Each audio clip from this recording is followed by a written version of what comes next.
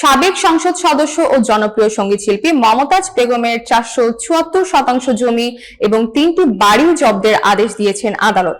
এই সম্পত্তির মধ্যে রয়েছে ঢাকার মহাখালীর ৫তলা একটি আবাসিক ভবন, মানিকগঞ্জে একটি দোতলা ও একটি ৪তলা ভবন।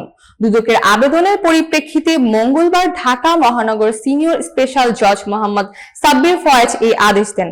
আদালতের বেঞ্চ সহকারী মোহাম্মদ রিয়াজ হোসেন বিষয়টি নিশ্চিত করেছেন। জব্দ করা সম্পত্তির মধ্যে মহাখালী ডিওএইচএসে ২৫০০ বর্গফুট জমির ওপর নির্মিত ৫তলা আবাসিক ভবন, মানিকগঞ্জে দোতলা একটি বাড়ি এবং মানিকগঞ্জ সদরে ২১০৯ বর্গফুট আয়তনের ৪তলা ভবন অন্তর্ভুক্ত রয়েছে। দুদকের পক্ষ থেকে উপপরিচালক মোহাম্মদ সিরাজুল হক আদালতে আবেদন করেন।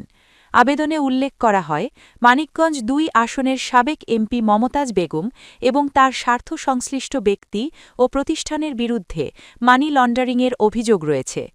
তদন্তের জন্য একটি অনুসন্ধান টিম গঠন করা হয়েছে। অনুসন্ধান চলাকালে ব্যাংক হিসাব অবরুদ্ধ এবং স্থাবর সম্পদ জব্দ করা অত্যন্ত প্রয়োজনীয় বলে আদালতে বলা হয়। উল্লেখ্য, গত বছরের ১৩ মে ডিবি পুলিশের হাতে গ্রেফতার হন মমতাজ বেগম। এরপর থেকে তিনি কারাগারে রয়েছেন।